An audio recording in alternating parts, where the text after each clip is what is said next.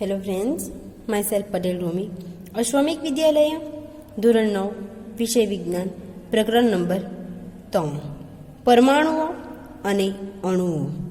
મિત્રો, આ ચેપ્ટરનું નામ છે પરમાણુઓ અને અણુઓ. તો આપણે એ ચેપ્ટર વિશે માહિતી મેળવીએ, માહિતગાર થઈએ કે પ્રાચીન ભારતીય અને ગ્રીક તત્વજ્ઞાનીઓ હંમેશા દ્રવ્યને અજ્ઞાત અને અદ્રશ્ય એવા સ્વરૂપ વિશે આશ્ચર્યચકિત થતા રહ્યા. ઈસવીસન પૂર્વ 500ની આસપાસ ભારતમાં દ્રવ્યના વિભાજનનો વિચાર કરવામાં આવ્યો. ક્વેશ્ચન પૂછી શકાય કે કઈ ઈસવીસનમાં દ્રવ્ય છે, કોઈક દ્રવ્યનો વિભાજનનો વિચાર કરવામાં આવ્યો? તો ઈસવીસન 500ની આસપાસ ભારતમાં દ્રવ્યના વિભાજનનો પૂર્વ વિચાર કરવામાં આવ્યો. એમાં ભારતના તત્વજ્ઞાની મહર્ષિ કર્ણાદે એવી ધારણા કરી કે જો આપણે દ્રવ્ય પદાર્થનું વિભાજન કરતા જઈએ તો આપણે વધુને વધુ નાના કણો પ્રાપ્ત થશે. કે મહર્ષિ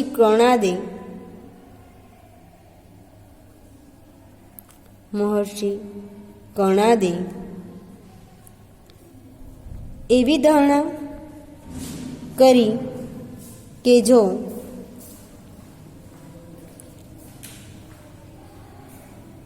આપણે દ્રવ્યનું વિભાજન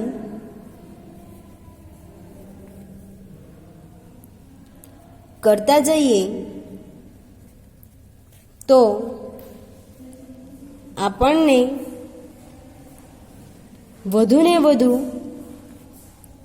નાના કણો પ્રાપ્ત થશે.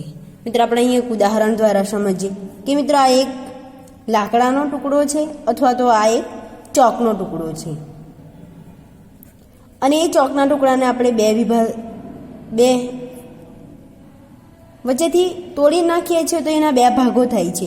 ફરી તોડીએ તો ફરી 2 ભાગો થશે, ફરી આપણે એને તોડીએ તો 2ના 4 થશે. એમ ઘણા બધા વિભાજન, અને અંતે એ નાના નાના કણોમાં આપણને વિભાજન થયેલું જોવા મળે છે. આપણે પોતે પણ જાણી શકીએ કે ધારો કે કોઈક વસ્તુ છે અને કોઈક વસ્તુને જ્યારે આપણે તોડીએ છીએ, 2 ભાગમાં વિભાજિત કરીએ છીએ અને ફરી એનું વિભાજન કરીએ છીએ તો એ નાના નાના કણોમાં વિભાજન પામી શકે છે. તો અહીં મહર્ષિ કર્ણાદે એવી ધારણા કરી કે જો આપણે દ્રવ્યનું વિભાજન કરતા જઈએ તો આપણને વધુને વધુ નાના કણો પ્રાપ્ત થશે. શું થશે કે કોઈક દ્રવ્ય છે અને એનું જો વધુને વધુ આપણે વિભાજન કરીએ તો આપણને શું મળે છે? નાના કણો પ્રાપ્ત થાય છે. અંતે એવો સમય આવશે કે આપણે એવા સૌથી નાના કણ સુધી પહોંચી જઈશું કે જેનું વિભાજન શક્ય નથી. મિત્રો, આ ચોક છે અને ચોકમાં સૌથી નાનામાં નાનું કણ છે. તો અંતે આપણે એવા જ નાના કણો સુધી પહોંચી જઈશું કે આ જે નાનું જે કણ છે એનું વિભાજન આપણે કરી શકતા નથી. એક કણ લઈએ, ચોકનું નાનું કણ લઈએ અને તેનું વિભાજન કરી શકીએ તો શું આપણે નાના વિભાજન કરવામાં સફળ થઈશું? ના, કારણ કે એનું નાનું વિભાજન આપણે બની શકે એટલું નાનું કરી શકતા નથી, કે જેનું વિભાજન શક્ય જ નહીં બને. તેમણે આ કણોને પરમાણુ એવું નામ આપ્યું છે કે જેનું વિભાજન શક્ય નથી. કે કર્ણાદે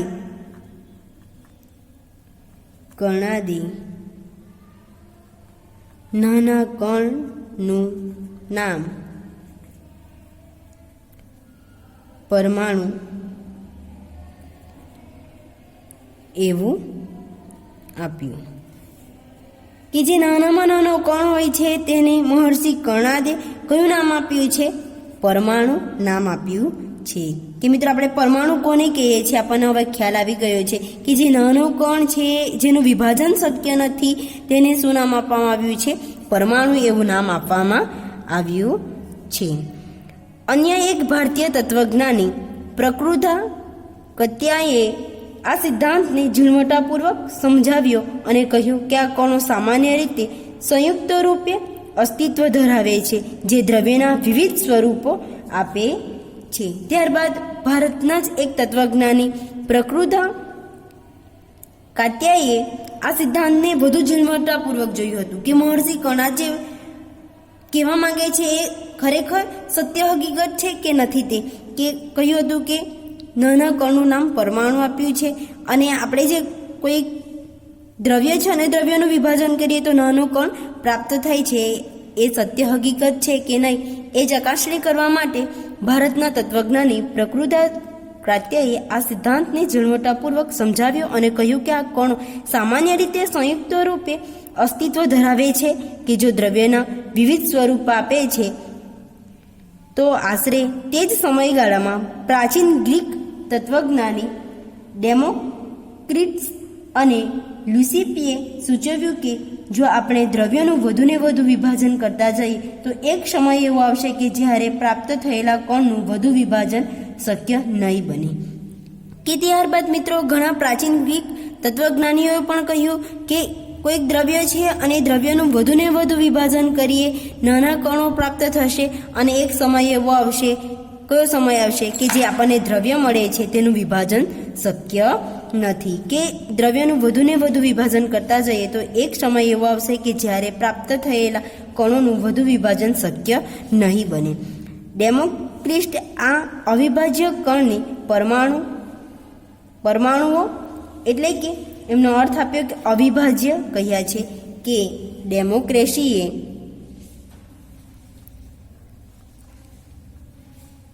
ડેમોક્રેસી અથવા તો ડેમોક્રિસ્ટે આ અવિભાજ્ય કણોને પરમાણુ એટલે કે એનો અર્થ અવિભાજ્ય કહ્યા. શું કહ્યા?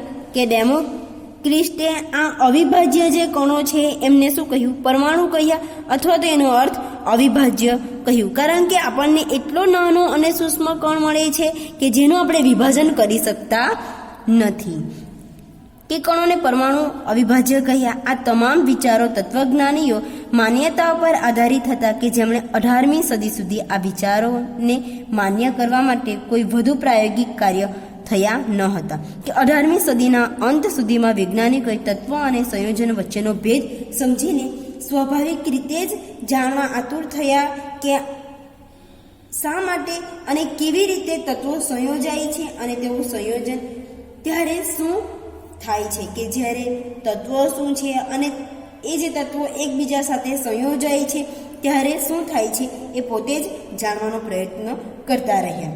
રાસાયણિક સંયોગીકરણના બે મહત્વના નિયમોની રજૂઆત દ્વારા એન્ટોની એલ લેવોઝિયર અને રસાયણશાસ્ત્રનો પાયો નાખ્યો. કે કયા વૈજ્ઞાનિકે રસાયણશાસ્ત્રનો પાયો નાખ્યો? તો રસાયણ શાસ્ત્રનો પાયો કોણે નાખ્યો? તો રસાયણશાસ્ત્રનો પાયો એન્ટોની એલ લેવોઇઝરે.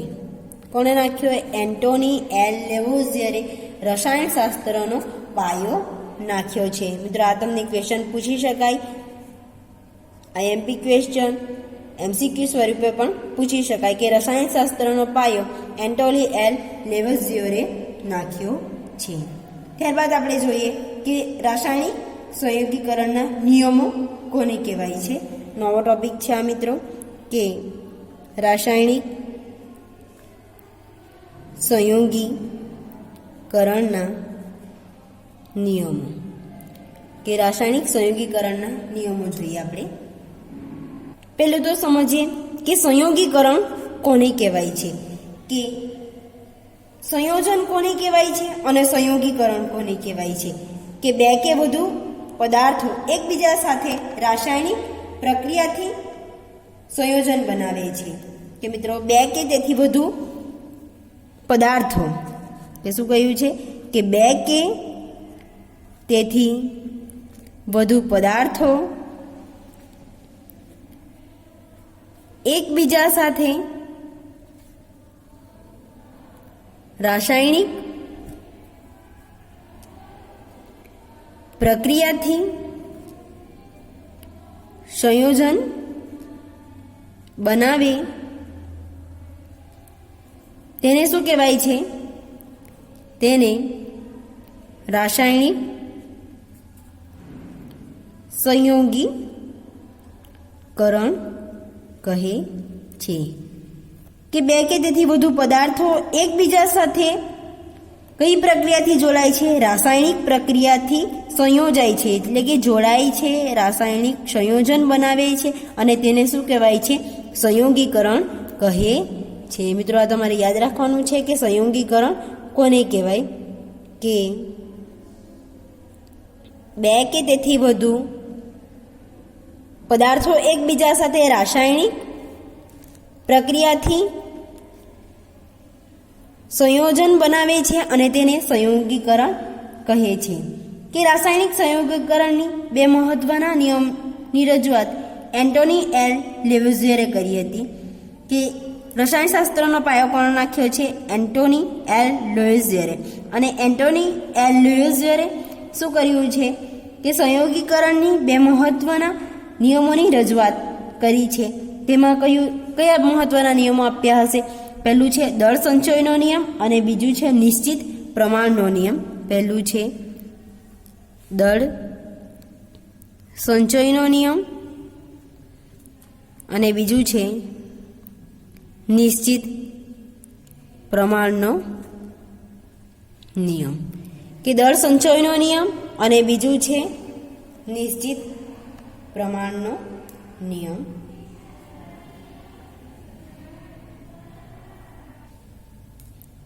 તો આપણે જોઈએ કે દળ સંચયનો નિયમ કોને કહેવાય છે? કે કોઈ પણ રાસાયણિક પ્રક્રિયાનું દ્રવ્યનું સર્જન કે વિનાશ થતો નથી. મિત્રો, આ યાદ રાખવાનું છે કે એને બીજા નામે દ્રવ્ય સંરક્ષણના નિયમ તરીકે પણ ઓળખી શકાય છે. કે જે દળ સંચયનો નિયમ છે તેને બીજા નામે દ્રવ્ય સંરક્ષણનો નિયમ પણ કહે છે. તેને બીજા કયા નામથી ઓળખી શકાય છે? કે દ્રવ્ય સંરક્ષણનો નિયમ પણ કહી શકાય છે. કે દળ સંચયનો નિયમ કોને કહેવાય? એમ ક્વેશ્ચન પૂછી શકાય. કે કોઈ પણ રાસાયણિક પ્રક્રિયામાં દ્રવ્યનું સર્જન કે વિનાશ થતો નથી. કે કોઈ પણ રાસાયણિક પ્રક્રિયામાં જે દ્રવ્ય છે એ દ્રવ્યનું સર્જન પણ ન થઈ અને એ જે દ્રવ્ય છે એ દ્રવ્યનો વિનાશ થતો નથી. તો તેને કયો નિયમ કહેવાય છે? દળ સંચયનો નિયમ. મિત્રો, આ આઈએમપી ક્વેશ્ચન કે દળ સંચયનો નિયમ કોને કહે છે? કે કોઈ પણ રાસાયણિક પ્રક્રિયામાં જે દ્રવ્ય છે એ દ્રવ્યનું સર્જન પણ થતું નથી અને એ દ્રવ્ય છે દ્રવ્યનું વિનાશ પણ થતો નથી. તો તેને કયા નામથી ઓળખી શકાય છે? કે દળ સંચયના નિયમ તરીકે ઓળખી શકાય છે.